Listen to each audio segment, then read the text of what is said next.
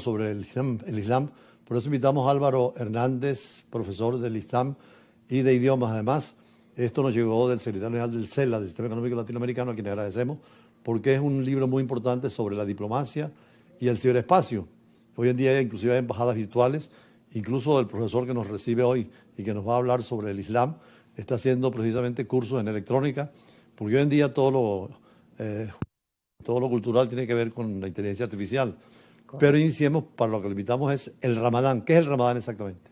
Ramadán es uno de los pilares del Islam, en que el musulmán, en obediencia a Dios Altísimo sea, se abstiene de comer y de beber, obedeciendo a Dios, cumpliendo con este mandato desde antes de la puesta del sol hasta la puesta del sol. Pero esto solamente es un mes, ¿no? En el año. Es un mes durante toda la vida, desde el momento de la pubertad hasta el momento que la salud, en la senectud lo permita.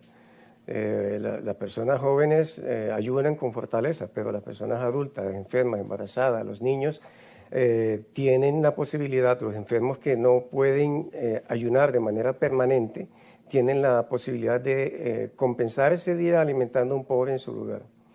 Pero es un mes especial porque no es el mes gregoriano, sino el mes lunar. Explíquenos un poco. Correcto. El calendario lunar islámico comienza con la salida del profeta Muhammad de la Meca hacia Medina, que se conoce como la Égira, el cual tiene 12 meses también, de 355 días.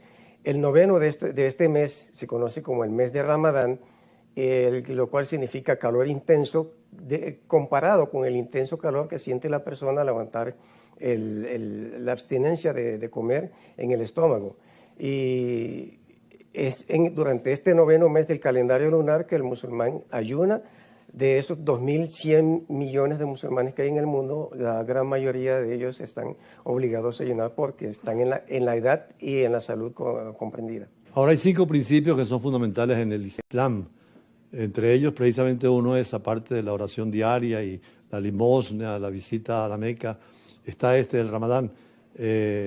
Precisamente en Caracas, ¿dónde es el centro fundamental? Creo que la mezquita que está en Los Cabos. Bueno, en Caracas hay 3 centros, 3 mezquitas. Está la mezquita Sheikh Ibrahim, que es la segunda más grande de todo el continente. Está el Centro Islámico del Paraíso y hay una musala pequeña. Musala es un salón de oración más pequeño donde se hacen algunas oraciones. Y queda justamente saliendo del Palacio de Justicia. Pero la mezquita Sheikh Ibrahim está apta para hacer las 5 oraciones diarias y tiene una acogida de brindarle desayuno a todos los musulmanes que nos encontramos ayunando, o a la gran mayoría que vamos a comer allá durante todo este mes de ayuno. Ahora, Álvaro Hernández, un venezolano criollo, estudió acá, se formó acá. ¿Cómo cae en el Islam y sobre todo en ese Medio Oriente tan complejo y en Arabia Saudita? Y ahora, además de profesor de árabe, pues eres profesor en varias materias en el Islam. Bueno, en cierta ocasión yo escuché lo que era el llamado a la oración. Yo tenía 12 años y me llamó mucho la atención ese sonido tan peculiar. Fui, me acerqué, pregunté qué significaba y me estuvieron explicando acerca del Islam. Me explicaron los 5 pilares básicos del Islam y lo que es en sí un libro llamado El Sendero hacia el Islam. Y después de haber comprendido a su plenitud lo que era todo el mensaje del Islam explicado en ese libro, decidí aceptar el Islam. Y un tiempo después, unos peregrinos que habían ido a la Meca trajeron la noticia de que la Universidad Islámica me había aceptado para estudiar allí en la Universidad Islámica, en la cual estuve viviendo en Arabia Saudita durante 7 años y 8 meses. Y luego vine a trabajar aquí a Venezuela. Por cierto, usted es profesor de la Academia Diplomática Euroamericana, ADEA. Acaba de participar en un curso sobre el Medio Oriente y van a abrir el 28 de febrero otro curso sobre el Medio Oriente. Usted hará esta parte del Islam, pero también usted es profesor de árabe directamente. Sí, eso es correcto. Y vamos a iniciar el curso de idioma árabe en los próximos días, al igual que vamos a iniciar la segunda fase del diplomado, el diplomado de Geopolítica de Medio Oriente, iniciando con el seminario de Sudán, y para hacer el doctorado en esta materia. Por cierto, estuvimos de Sudán en un almuerzo muy cordial del embajador de Sudán, Awalibi, y además nos invitó para seguir haciendo algunos cursos allí. Por otra parte, esas entrevistas las tenemos, vamos a pasarlas posteriormente en el futuro, donde Sudán es un drama horrible de la política interna, ¿no? Lamentándolo mucho, sí. Sudán está viviendo interna y con ataques externos utilizados por mercenarios y lamentándolo mucho, apoyados por algunos países, lamentándolo mucho, hermanos que buscan mercenarios en otros países para apoyar estas masacres que se están perpetrando dentro del país. Ahora, venezolanos convertidos al Islam, cada vez hay una proporción mayor, ¿no? Cada vez hay más conversos al Islam y de hecho yo soy converso, mi esposa es conversa y solamente en mis manos, mientras trabajé en la mezquita Sheikh Ibrahim, aceptaron el Islam más de 1000 personas. Ahora es una religión que llamamos monoteísta junto al judaísmo y al cristianismo. Esa raíz común une a las tres grandes religiones, ¿no?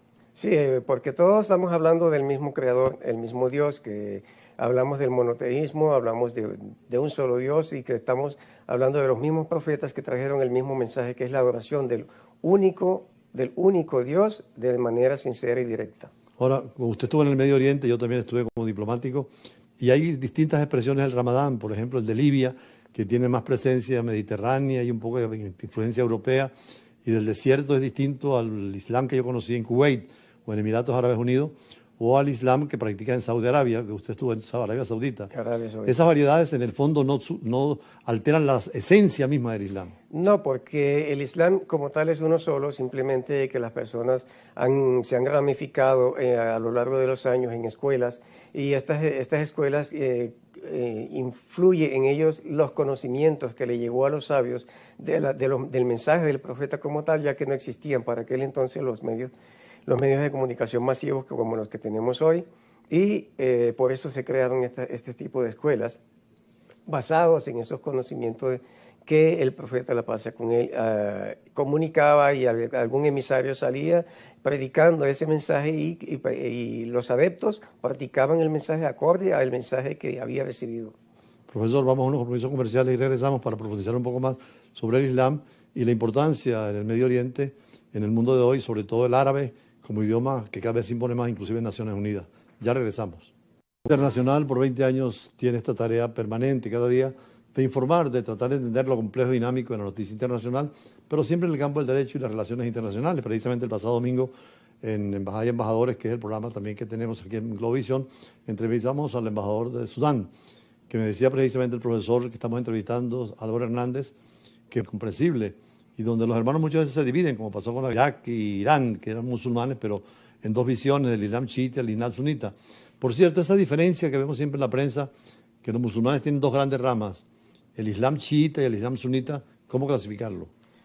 Bueno, el profeta, la paz con él, solamente vino predicando un solo Islam, que es el único mensaje que existe, pero lamentándolo mucho por cuestiones políticas, históricas, muy arraigadas al pasado, surgió esa división a raíz del asesinato del califa Omar dentro de la mezquita, el califa Othman, mientras se encontraba en la mezquita rezando. Y ellos alegan, en la escuela chiita, ellos alegan de que los musulmanes tenían por derecho de reconocer como califa, después de la partida física del profeta Muhammad, a su primo Ali. Y a partir de ese momento comienza la división entre los sunnis y los chiitas, quienes apoyan al primo Ali y quienes apoyan al califa Abu Bakr, quien fue escogido como califa en su momento.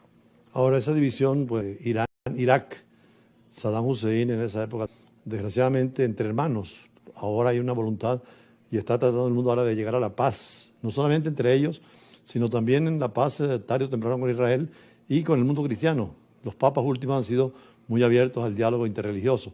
En Venezuela hemos visto que ha habido reuniones de católicos, musulmanes, cristianos en general y también judíos. Es posible ese diálogo de religiones, ¿no? El diálogo religioso es muy posible.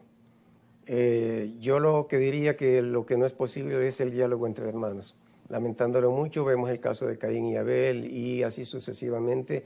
A lo largo de la historia, los hermanos siempre tienen la división porque son las personas que más se conocen entre ellos y tienden a tener esa división. pero el diálogo religioso es posible debido a que existe el entendimiento y estamos predicando un único mensaje que es la adoración del único Dios en paz y en comunidad.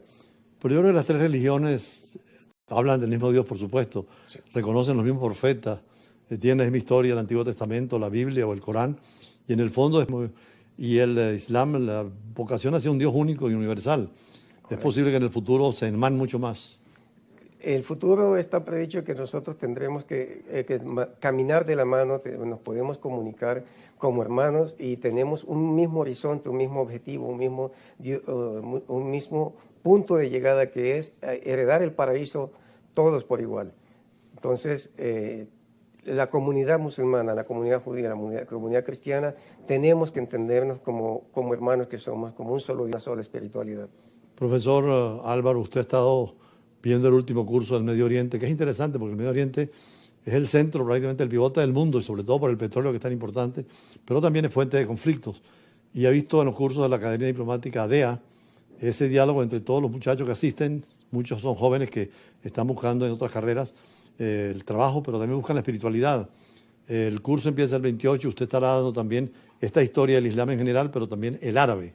Correcto. Estaremos enseñando lo que es el idioma árabe, a profundizar, no solamente para los muchachos que tengan el diplomado como tal, sino que también estoy dispuesto para ayudarlos a ellos en todo momento, tanto dentro del curso como fuera del curso. Además es agradable escucharlos cuando terminan el curso que dicen Ana Paz Quechua árabe.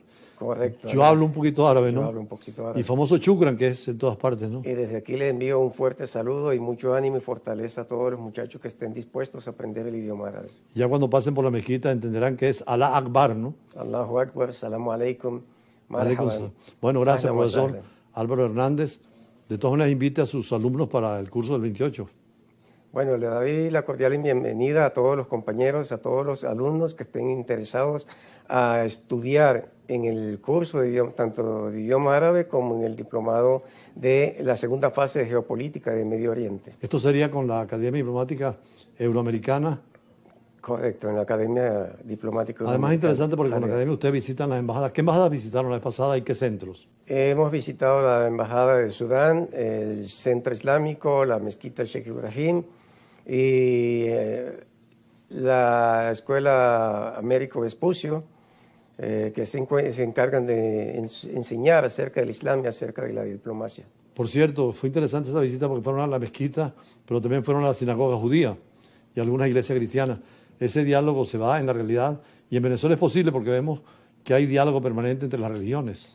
En cuanto a la visita a la mezquita, yo me encontraba en un congreso estudiando en Margarita, pero la visita a la sinagoga sí la pude realizar y fue una acogida sumamente regocijante y nos dieron una cordial charla amena de varias horas en donde nos trataron de maravilla, al igual que estoy seguro que les trataron en la mezquita también. Bueno, muchísimas gracias. Toda rabá, como dicen los hebreos en árabe, es salam aleikum. Assalamu alaikum wa rahmatullahi Bueno, wa gracias, barakatuh. profesor. Y iremos a su clase también porque hay que perfeccionar el árabe. Yo lo hablo un poquito, pero hay que mejorarlo. Así que Bienvenido. muchísimas gracias. Y seguiremos hablando de otros temas, siempre con invitados en la diplomacia y en las relaciones internacionales. Ya regresamos.